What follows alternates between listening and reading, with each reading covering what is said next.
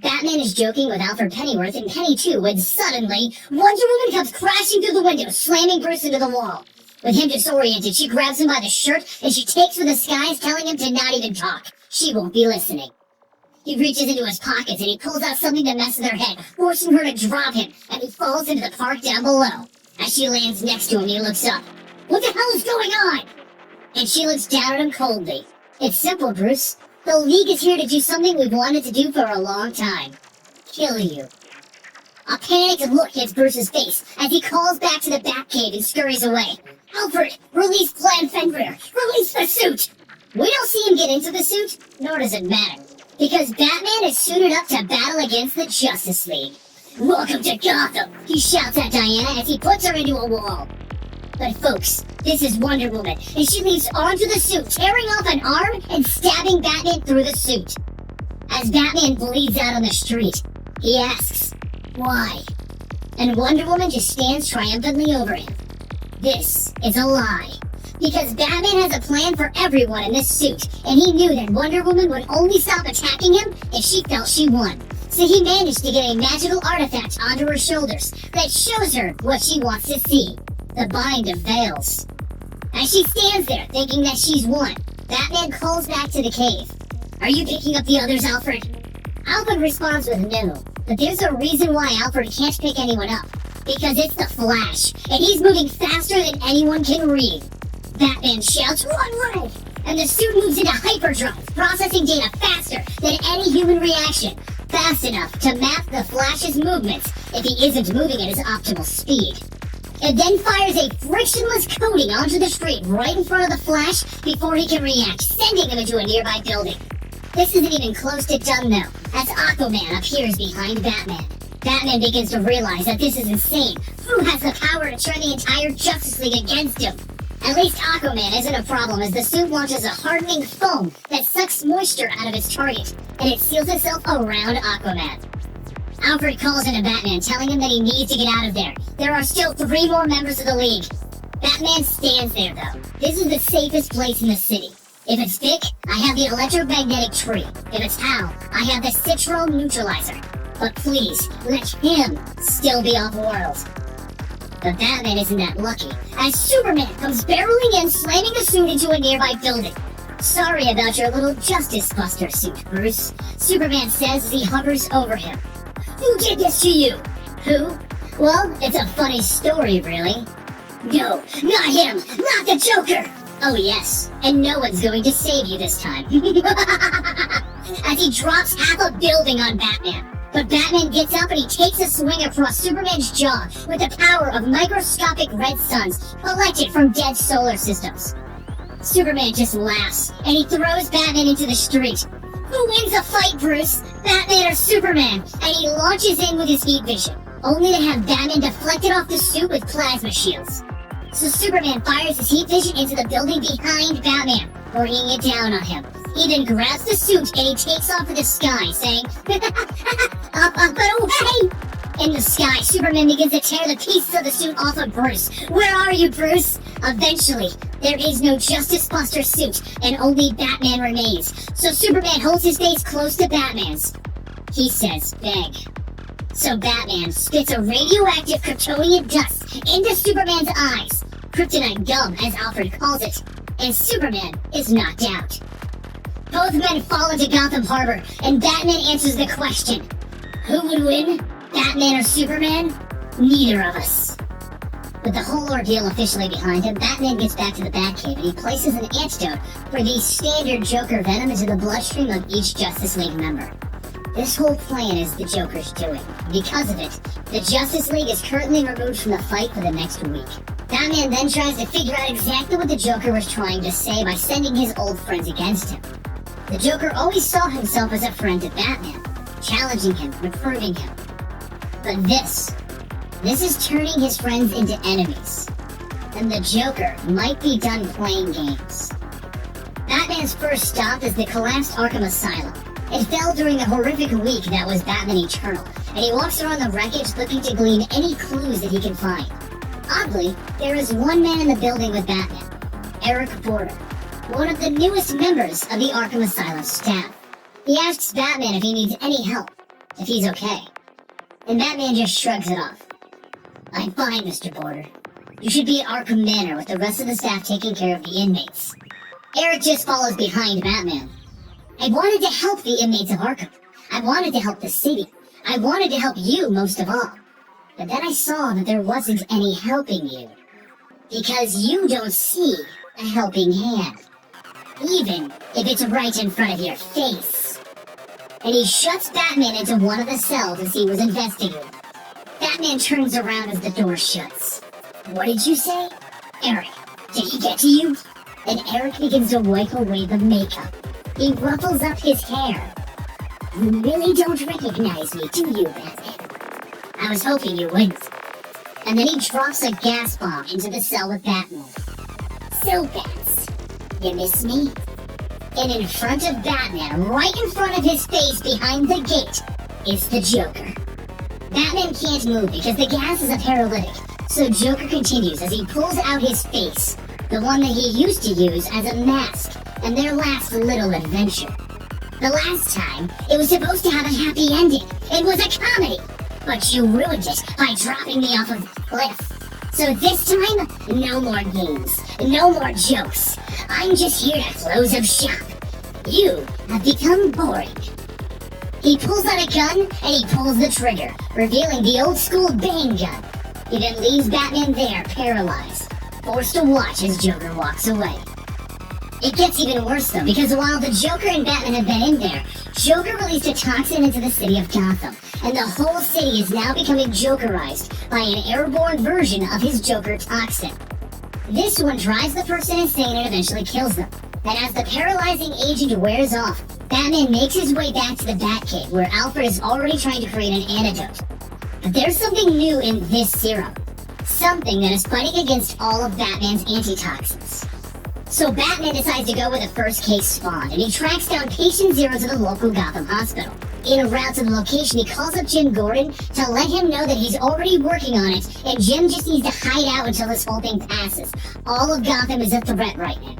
Jim explains that he's been watching this from his window, and it turns friends into enemies, and it seeks out a person's affections so that it can ruin them for that person. Jim should be a little more concerned about himself, though, and not the city. Because as Batman is making his way through the hospital, Joker comes a-knocking. Or more accurately, Joker has been in Gordon's house all along. He comes crawling out from underneath his bed, laughing in a way that only the Joker could. He then lights Jim's house on fire and he stands over his victory triumphantly. He then begins to swing an axe around Jim's house, threatening him even further. Jim holds up his gun, and he sees the Joker right in front of him. This is it. He can end it all. It's a self-defense thing after all. So he takes the shot, right in the heart, a single bullet. As Batman is leaving the hospital from his own horrible ordeal in which the Joker tried to recreate the death of his parents for him to relive, he gets a phone call from Jim. I did it. He came at me. I had no choice. I did it. He's gone, Batman. Just flesh and blood. And now he's dead. Not magic. Not reborn. If only this was truly a win for Batman and Gordon. Because as Jim is telling Batman, Joker is standing up right behind him with a big old grin on his face. He grabs the phone from Jim with Batman on the other line, and he says two words that send a chill down Batman's spine. Hello, Bruce. Batman gets to Jim's house as quickly as he can, only to find Jim slumped over with an axe in his chest. And Batman hits him with a tranquilizer to prevent the Joker toxin from taking a hold of him. He then bandages Jim up and decides that he's going to the source of all of this. The Joker would have needed help to make something this twisted. So while Batman runs across the city, he sends a blood sample to Dick Grayson to analyze, a copy of the Joker's blood from the gunshot. Batman is fighting against the Jokerized versions of his glorious city, and Grayson tells him that there's something weird in this blood, a regenerative strain. And it's the exact same strain in the virus, but in the virus, it's a decaying version. So Batman figures it out, that the Joker has been taking something to allow him to heal from anything, and there is only one doctor in Gotham who could have possibly done that. A doctor in Arkham. But while Batman is running around Gotham trying to get to Arkham, the Joker is silently swimming in some of the deepest waters in Gotham, without an air tank, without scuba gear, nothing more than a big old grin on his face. Batman breaks into the lab of the Doctor and he demands to know what he did to the virus. How did Joker heal from the fall off the cliff and from cutting his own face off? The Doctor informs Batman that he didn't create anything. The element in the Joker and in the virus is older than anything else. And it's something that the Joker showed to the Doctor. He explains to Batman that there are age-old legends of individuals who stumble across a substance in the soil or the water, and they are transformed. Well, these aren't legends. They were clues to something real, and he calls it Dionysium. It's very real, and the carriers walk among us today. There's a savage out there who encountered it in its oldest form, and he's still among us. And there's a man who calls himself a demon that keeps pools of this liquid around the world. It's a corrupted version, but it's still very effective. Then there's him, the pale man who laughs at us, and has been there ever since Gotham rose. Batman throws the Doctor out of the window, but he holds on to him. You created this Dionysium, and you gave it to him. Then you made an inversion of it for the virus. Where are you keeping it so I can cure this? But the Doctor continues. You're wrong. I got it from him. It's in his spine. I could never make anything this potent. While Batman leaves the Doctor hanging from the window, Penny 2 calls him up. This is bad, Batman. We have hours until everyone in the city dies. And to make matters even creepier, I did a facial recon on the Joker throughout history just to debunk this charade. But Batman, he's all over throughout history. This can't be real, Batman says, gritting his teeth. It can't end this way. So Batman goes off the grid for a few hours to ask the Court of the Owls if they've ever heard of the Joker. But all he gets down there is a fight. When he comes back out, he gets a call he never expected. Penny 2 telling him that the Joker broke into the Batcave. Alfred tried to confront him, but the Joker just chopped off his hand with a cleaver. Penny 1 and Penny 2 retreated to the armory where they are now, and she's bandaged up Alfred, but the Joker took all of Batman's trophies out of the Batcave, and he's currently parading them down the streets of Gotham in his own twisted celebration, taunting Batman to come and get the Dionysium out of his spine, daring him. But Batman has finally got a plan working out, and he's finally getting this back in his court. Because down there is a wonderful distraction for the Joker as Batgirl, Red Robin, Red Hood, and Bluebird are all fighting against the Jokerized civilians alongside some of Batman's worst villains. Croc, Scarecrow, Bane, Clayface, Mr. Freeze, Poison Ivy, and Penguin are all helping battle against the Joker's toxins and his plans. They want to own Gotham. They don't want to see it crumble. The battle is intense and the Joker stands on top of his float laughing at Batman as he tries to make his way through the crowds of people. As Batman runs over, he shouts for Bane's attention, and Bane throws him over the crowd right into the Joker's float, where the Joker takes a chainsaw trying to cut off the pieces that Batman is hanging onto.